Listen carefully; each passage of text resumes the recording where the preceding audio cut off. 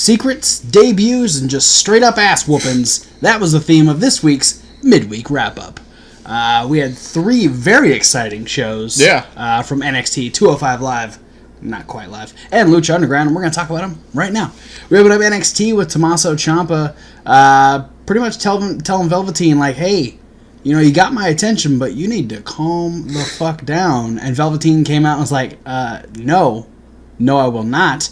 They talked some trash back and forth. Both of them kind of alluding to the fact that either of them could have been the potential assailant to Aleister Black. And then Nikki Cross came out. And relived the plot premise to I Know What You Did Last Summer. Yeah. Without the killing. Oh. Yeah. And messages and blood and stuff like that. But she did tell both Velveteen and Tommaso that she knows what they did. And Velveteen ran away, and then she walked away. I hope, like, whoever attacked Aleister is just totally obscure and not expected. But then, like, Nikki releases video clips of all the NXT roster people just doing embarrassing shit. That'd be fantastic. Like, Velveteen Dream, like, getting caught picking his nose on camera, and, like... Nikki just has one night in Orlando, and it's just all the Tommaso with, like, toilet paper stuck to his foot. That'd be hysterical. Keith Lee defeated Kona Reeves. That did my heart good. We had a little video between... we had Shayna's training for Evolution, and then Kairi saying that she's going to win at Evolution, because she knows it, and Shayna knows it. William Regal was asked to give an update on who the potential suspects for Aleister's attack was. He said he wasn't going to disclose his remaining list yet, but he does need to talk to Nikki Cross because she knows something. He was then walking to his office where he would talk to Cassius Ohno. Cassius really still just wondering where Matt Riddle is because he really wants to beat up the King of the Bros. And William Regal quickly excused himself, to which Nikki Cross then told Cassius Ohno that she knows what he did. What embarrassing thing did Cassius do? I don't know. We did see him just walking up to that table where Kairi and Candice were in one of the videos that night, so... Maybe he was, like, ogling a picture of Matt Riddle. Maybe. Maybe he had like a little idol of Matt Riddle that he was worshiping. He's actually obsessed with Matt Riddle. Yeah. That's the only reason that he started this whole thing is he's just so excited for Matt Riddle to start in NXT. Next week we're going to get Undisputed Era defend the NXT Tag Team titles against the War Raiders, and we'll have a rematch between Nikki Cross and Bianca Belair. But our main event was Ricochet defeating Pete Dunne and Adam Cole, baby, to remain the NXT North American Champion. Then on 205 Not Live, we had Lince Dorado answer the open challenge of Lio Rush. Lince actually winning this match, but by disqualification because the debuting Mike Kanellis knocked him off of the top rope and continued to attack him. Him and Maria were quite happy with that going on. Buddy Murphy said that he'll come back to 205 Live when he's ready, but for right now, he's hanging out at home in Melbourne, Australia. He deserves it. I believe so. Then we had a little conversation between Cedric and Mustafa. Mustafa reveals that in 2 weeks, him and Hideo's can't miss match will be a Falls Count Anywhere. And then he just tells Cedric, like, hey, maybe you shouldn't have this match against Tony Nese. Maybe it's a little too soon. And Cedric's like, nah, I'm good. And he's like, okay, cool. Then Drew Gulak and Jack Gallagher relived the exile from the group of the Brian Kendrick last week. I hope... Here's the thing. Okay. I hope Mike Kanellis takes Brian Kendrick's place. Absolutely. I think he kind of has the same, like, get up that Brian Kendrick has, just with the leather jacket and everything, but he's a little more clean cut. Yeah. And I hope they get renamed the Ringdom for a better Drew 05 Live. Now you're taking it too far. Jack Gallagher and Drew Gulak will be going after Tozawa next week when Drew Gulak goes one-on-one with Akira Tozawa. And then in the main event, Tony Nese, for the first time and for fucking ever, got a win as he defeated Cedric Alexander. Then on... You know what it was? It was the NXT rub. Oh, yeah. He was like... Johnny used Tony Nese to end his losing streak. So then Tony Nese was then able to take some of that rub and end his losing streak, his next match on 205 Live. Because now he's got the NXT cred. So. Yeah. Okay. I see. I see how it is. Then on Lucha Underground, we had Taya demand a match against Matanza Cueto, to which Papa Cueto decided to make it a sacrifice to the gods. Luckily, Johnny Mundo saved Taya from being sacrificed to the gods, but Big now... Daddy Devil Cueto. But now he finds himself in a sacrifice to the gods at Ultima Lucha, as Johnny Mundo will take on Matanza Cueto. Then we had Fenix and Mil Muertes, an interesting team, defeat the team of the Mac and Dragon Azteca Jr. Yeah, it's like the first time they've ever been involved in a match where they weren't fighting each other. Yeah, because they're usually opposites. Now they're kind of on the same wavelength. Ricky Mundo interrupted a... Well, yeah, I guess it was a return speech for Famous B. Famous B was all healed up, and he was ready to come out of retirement. And then Ricky Mundo beat the hell out of him, revealed that he was the one that released Matanza upon the Taya Johnny wedding, and then challenged Taya to a match at Ultima Lucha, and said, hey, if you want a preview of what I'm going to do to you, watch this, and then put a crossface on Brenda. Rude. Dicky Mundo. And Dicky then Ricky. Dicky Ricky. Then in the main event, Pentagon Dark defeated Reklusa in her debut match on Lucha Underground. Was teasing the arm break, decided to go with a little more hardcore flair and put some thumbtacks in there. But before he was able to deliver a powerbomb or potentially a package pile driver, he was attacked by Marty the Moth with a barbed wire bat, was doused in gasoline, and then not lit on fire. More so like a warning shot as to this could happen at Ultima Lucha. Kevin Hawk. Flipping the script. You first. What did you like? Oh, what? Oh, all right. I want to know. I want to know what I liked. What did I like? I want to know what like is. I'm gonna. You know what? I want you to tell me. Here's the thing. There's a lot of things that I really enjoyed.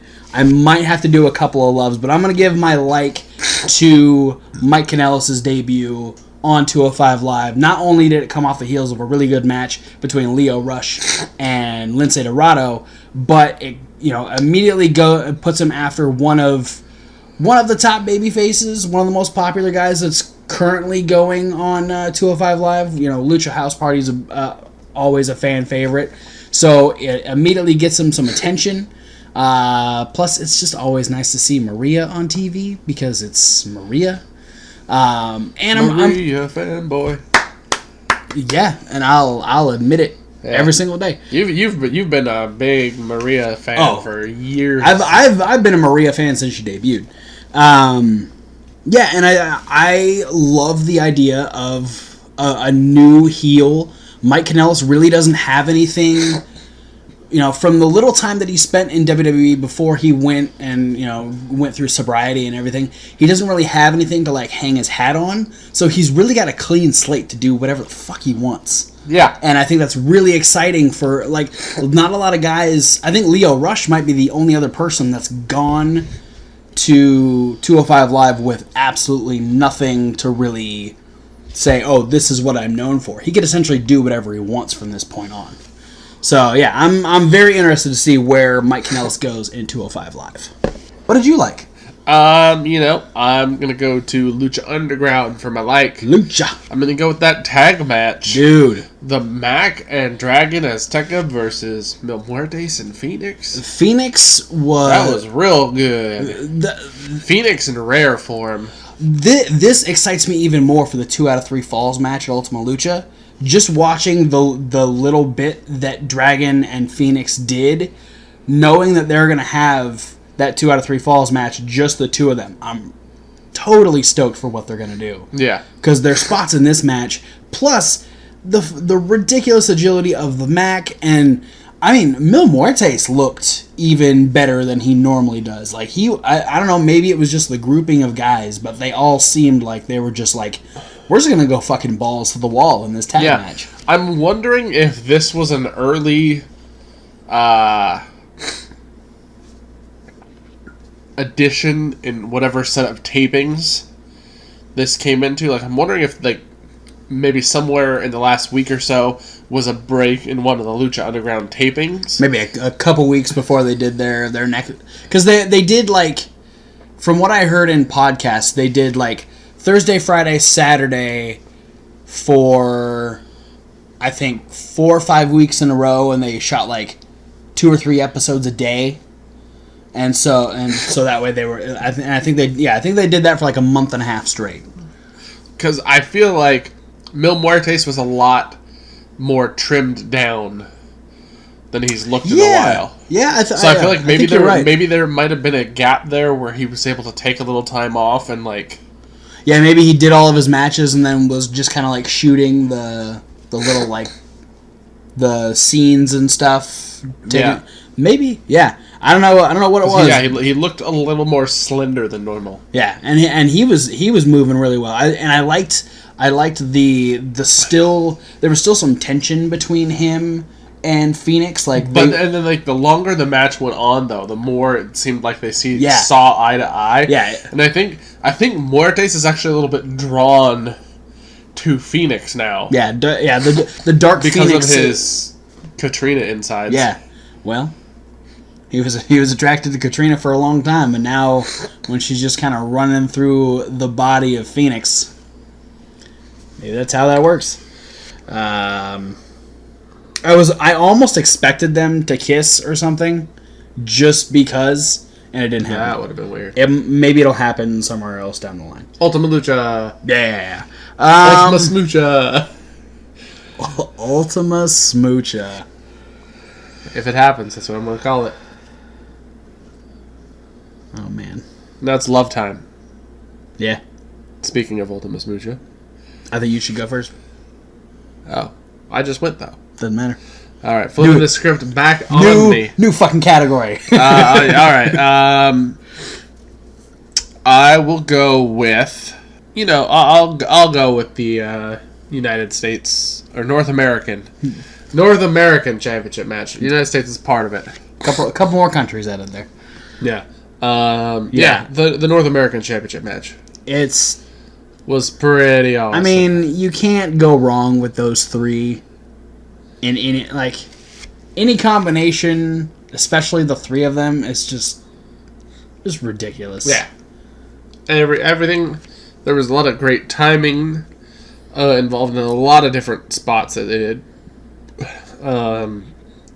Pete Dunne just wrecked people, like the clotheslines and the punches and stuff. Yeah. And he's just like he was out to wreck. He was playing the shit. Power game in this match, which was cool. And all three of these guys are fairly the same size. Yeah. There's one of those things that I always forget how small Adam Cole is. Yeah.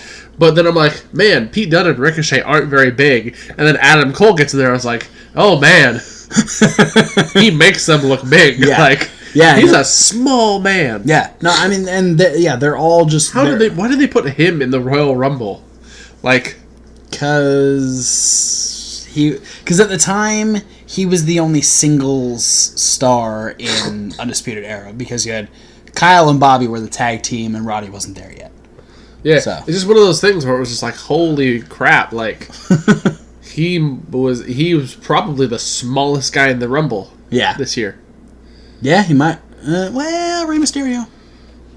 I don't know. I think Cole might be lighter than Rey Mysterio. You think so? Even with Rey back down to cruiserweight size? Cruiserweight size? I think so. Because Cole is a slender man. Oh, yeah. He is a slender man. That's terrifying. Kind of like John Cena. Slender John. It's John Clock, motherfucker. Can we make that a meme? The Slender John? Slender John. Let's not. Let's not. We're just going to a slender man in jorts. I mean, you never know, because Crown Jewel's just a couple days after Halloween, so we might see a build of Slender John memes leading up to Crown Jewel. You never know. Slender John in the World Cup. Terrifying. Representing hell. All right. Here's the thing. There's so many things for me to love. Well, pick one. I can't pick one. I have 3. Oh, triple love. I'm going to do it. Okay, go. I'm picking 3. First off, just because I said it was going to be last week, and I said it was going to be when they first announced it, Kili beating the shit out of Kona Reeves. Because there's not much better in the way of just watching someone I dislike so much just get their shit wrecked by a man the size of Kili. Watching him getting fucking pounced across the ring, or the fucking that fucking Death Valley driver into a jackhammer. That's ridiculous. Into a goddamn jackhammer. Is ridiculous. But I'm gonna give him my major love, and it's very equal, just because both of these ladies did fan-fucking-tastic in their moments. First off, Nikki Cross. Whether it was just the crowd getting behind her knocking the microphone out of Tommaso's hands, like freaking out Velveteen Dream, creeping on Cassius Ohno, like Nikki Cross is fantastic. This storyline that's supposed to be for Aleister Black is getting her over more.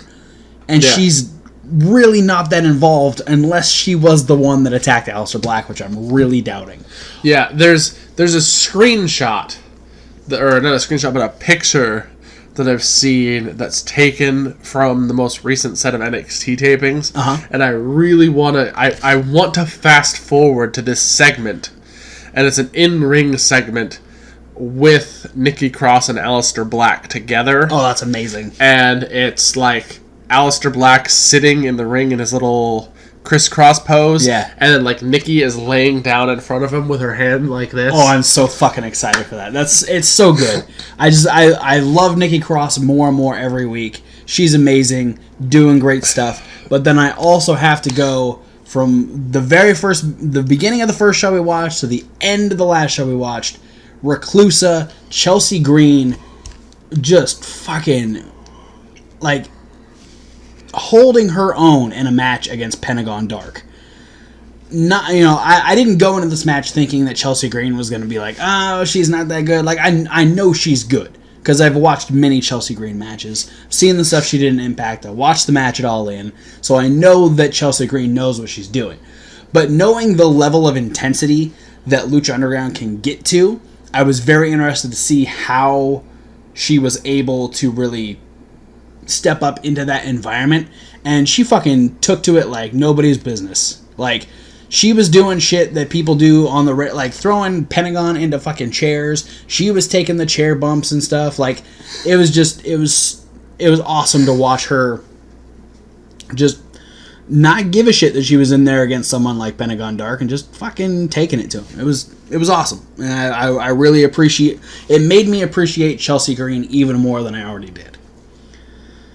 And it was a good match for Pentagon Dark as well. Did you dislike anything? Yeah, a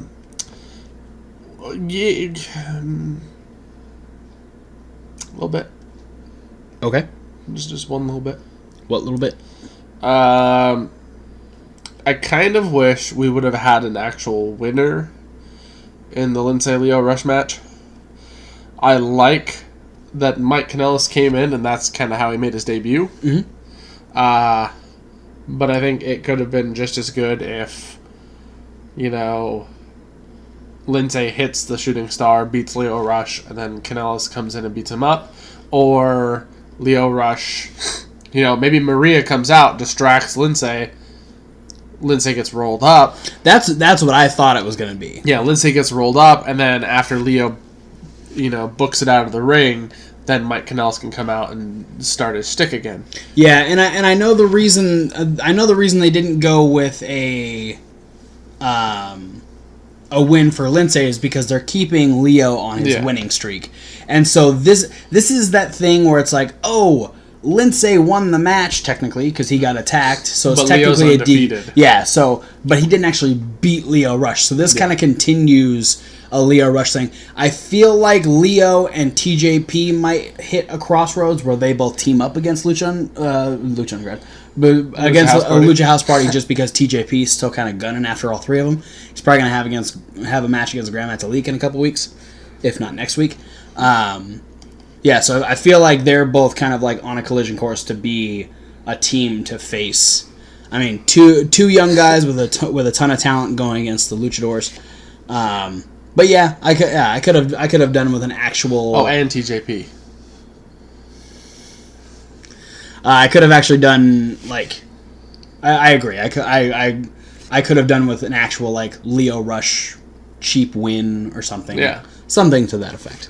Because it would have helped for building Lio Rush too. Because he could be like super braggadocious about a win that he didn't really deserve. Right, exactly. That would add more to that character. Yeah. And I'll also put my dislike on 205 Live. Not necessarily a dislike. It's still me, just wanting them to really make sure that this is a match that I'm not supposed to miss. I don't know if Falls Count Anywhere is enough of a stipulation for me to go, oh man, can't wait for Hideo versus Mustafa. I'm really surprised that I thought I had predicted your dislike in my head and I was wrong.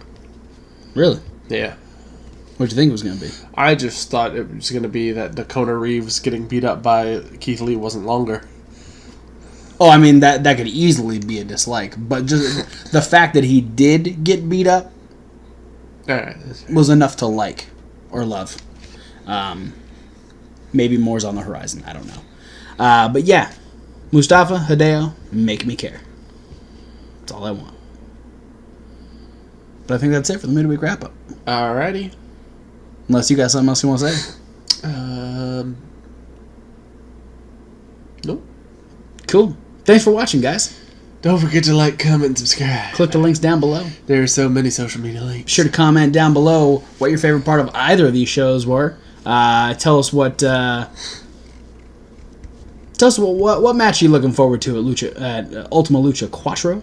How much do you love Nikki Cross? Because we love Nikki Cross. Don't worry about the SoundCloud. I mean, you can subscribe if you want. That's the link that says SoundCloud. But it ain't working. But you should subscribe to Reasonable Wrestling Fans. It's reasonable to W. Like wrestling. Where? We have a list with Kevin Hahn. It's me. Question of the Week with Thomas Wolf. Other videos are loosely based around wrestling. But every single month we have an unboxing video. We should have one coming up very, very soon. It'll be a Halloween-themed masks and paint. And we'll get another one of these guys. Yeah. So we're always getting them micro brawlers. Yeah. We also get really cool shirts. We didn't get this Lucha Underground shirt, but you can get it at ProWrestlingTees.com. But if you want to see all the stuff that we do get in those boxes, go check it out. But for now, guys, thanks for watching. Oh, be sure to join us next week because not only will we have the indie news returning, but we'll also be talking about the second round of the Mae Young Classic just before the quarterfinals start. So look forward to that. So for now, guys, thanks for watching. We'll see you at whatever video you decide to watch next. Yeah. And whatever you do, never forget, fuck Modus. It's really important. It's the most important. Especially you, Craig. Why'd you have to call out Craig like that? I'm sorry, Craig. Sometimes you need to set an example. But just be careful, Craig.